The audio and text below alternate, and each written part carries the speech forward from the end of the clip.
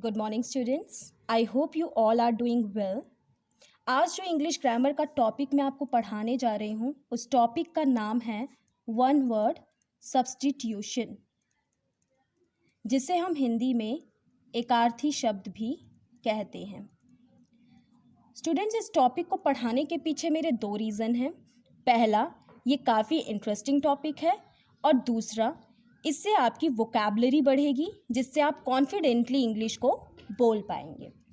सबसे पहले आपको पता होना चाहिए कि वन वर्ड सब्स्टिट्यूशन है क्या। What is the definition of one word substitution? One word substitution is one of the integral parts of vocabulary. Vocabulary का मतलब होता है शब्दकोश और इंटीग्रल का मतलब होता है इम्पॉर्टेंट, यानी कि ज़रूरी। हम जितनी भी शब्दकोश का इस्तेमाल करते हैं, वन वर्ड सब्स्टिट्यूशन उसका एक इम्पॉर्टेंट हिस्सा है। यानी कि हम जो भी इंग्लिश में बोलते हैं, जिस भी शब्द का इस्तेमाल करते हैं, वो एक इम्पॉर्टेंट हिस्सा है वन वर्ड सब्स्टिट्यूशन का। It means that a sentence has to be replaced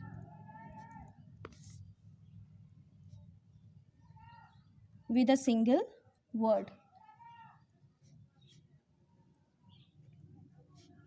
one word substitution में रिप्लेस मतलब होता है हटाना। हम एक सेंटेंस लिखते हैं और उस पूरे सेंटेंस को हम एक शब्द से हटा के रिप्लेस कर देते हैं।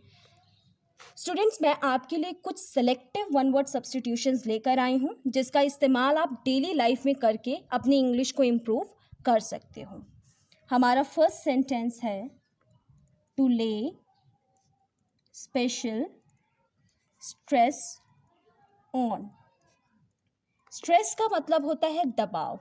जब हम किसी काम में या किसी चीज़ में बहुत ज़्यादा दबाव देते हैं, उसे हम इंग्लिश में एम्फेसिस बोलते हैं। I repeat, emphasis. जब हम किसी कार्य में काफ़ी ज़्यादा दबाव देते हैं। Our second sentence is a sound that can not be heard. Heard मतलब होता है सुनना, एक ऐसी आवाज़ जिसे हम नहीं सुन सकते। कैन नॉट का मतलब होता है नहीं, एक ऐसी आवाज़ जिसे हम नहीं सुन सकते।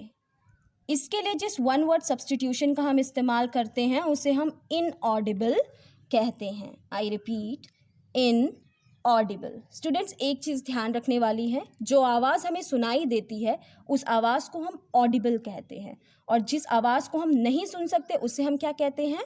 इनऑडिबल। आप इस चीज़ का ज़रूर ध्यान रखिएगा। Our third sentence is that can not be erased. Erased का मतलब होता है मिटाना। कोई ऐसी चीज़ जिसे हम लिख देते हैं लेकिन हम उसे मिटा नहीं सकते, उसे हम इंग्लिश में इनडेलिबल कहते हैं। I repeat, indelible.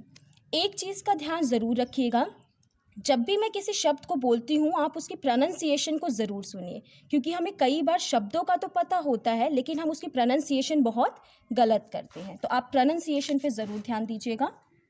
हमारा फोर्थ सेंटेंस है one who does not believe in the existence of God.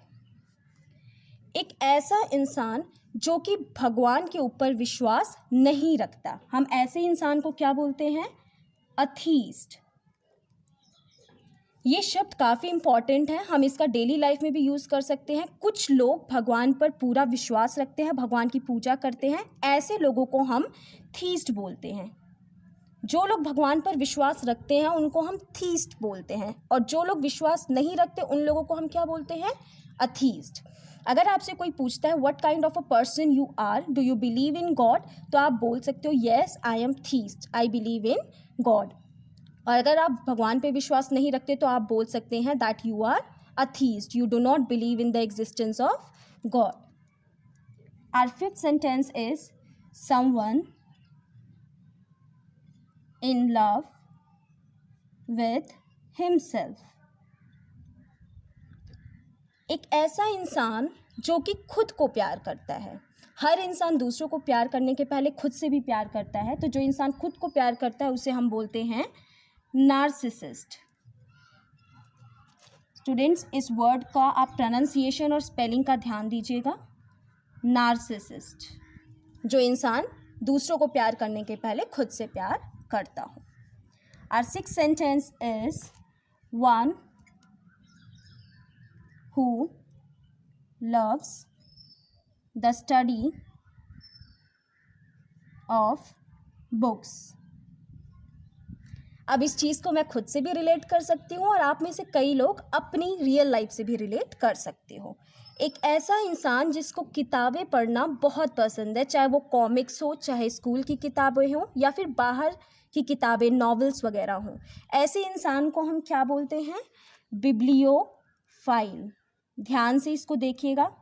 Bibliophile, एक ऐसा इंसान जिसे किताबें पढ़ना बहुत पसंद हो. अगर आपसे आपके बारे में कोई इंट्रोडक्शन में पूछता है तो आप इस शब्द का इस्तेमाल कर सकते हैं. आप उसमें बोल सकते हैं that you are a bibliophile. It means कि आपको किताबें पढ़ना बहुत ज़्यादा पसंद है. Our seventh sentence is that which can be easily broken. broken का मतलब होता है तोड़ना. एक ऐसी चीज़ जिसको आसानी से तोड़ा जा सकता है उसे हम इंग्लिश में फ्रेजाइल बोलते हैं. I repeat, fragile. फ्रेजाइल का हिंदी में मतलब होता है नाजुक. फ्रेजाइल का इस्तेमाल हम चीज़ के लिए भी कर सकते हैं और इंसानों के लिए भी कर सकते हैं. जो इंसान छोटी छोटी बात पे रोने लग जाए या फिर जो इंसान काफ़ी ज़्यादा इमोशनल हो, जो चीज़ों को, बातों को बर्दाश्त ना कर पाए, हम उस इंसान को भी फ्रेजाइल कह सकते हैं. और जो चीज़ बहुत नाजुक होती है, जो आसानी से टूट जाती है गिरने पर, हम उसे भी फ्रेजाइल कह सकते हैं. इसकी प्रोनाउंसिएशन पर ध्यान देना. काफ़ी बच्चे इसे फ्रेगाइल बोलते हैं. It's not fragile, it's fragile. Our next sentence is disease widespread at a time. At a time. एक ऐसी बीमारी जो एक ही समय में काफ़ी ज़्यादा फैल जाए, ऐसी बीमारी को हम एपिडेमिक कहते हैं. स्टूडेंट, जो लोग रोज़ न्यूज़ चैनल देखते होंगे वो इस शब्द को प्रतिदिन सुनते होंगे, एपिडेमिक. आजकल न्यूज़ चैनल में हर जगह इस शब्द का इस्तेमाल किया जा रहा है क्योंकि हमारा देश, पूरा विश्व, आप देख रहे हैं पूरा वर्ल्ड एक एपिडेमिक को फेस कर रहा है. वो एपिडेमिक है कोरोना वायरस. तो ये शब्द आपकी डेली लाइफ में आपको सुनने को मिल रहे हैं और काफ़ी यूज़फुल है. आप देख सकते हैं कि वन वर्ड सब्स्टिट्यूशन हमारे डेली लाइफ में यूज़ होता है अगर हम ध्यान दें तो. Our next sentence is a handwriting that cannot be read. That cannot be read. एक ऐसी हैंडराइटिंग जिसे हम नहीं पढ़ सकते, उस हैंडराइटिंग को हम इलेजिबल कहते हैं. इलेजिबल. इलेजिबल बोलने की ज़रूरत नहीं है, हम इसे जोड़ के बोलेंगे इलेजिबल, जिस हैंडराइटिंग को हम आसानी से नहीं पढ़ सकते. Students, our last sentence is one who can speak two languages. एक ऐसा इंसान जो दो भाषाओं को बहुत अच्छी तरीके से बोल सकता है या जिसको दो भाषाओं का अच्छे से ज्ञान हो, हम ऐसे इंसान को बिलिंगुअल कहते हैं. जिसको दो भाषाओं का ज्ञान हो, क्या बोल सकते हैं? Bilingual. That's all for today's class. I hope आपको अच्छे से समझ आया हो. अगर आपको समझ आया हो और अच्छी लगी हो क्लास तो आप लाइक करके ज़्यादा से ज़्यादा शेयर कीजिए, हमारे चैनल को सब्सक्राइब कीजिए.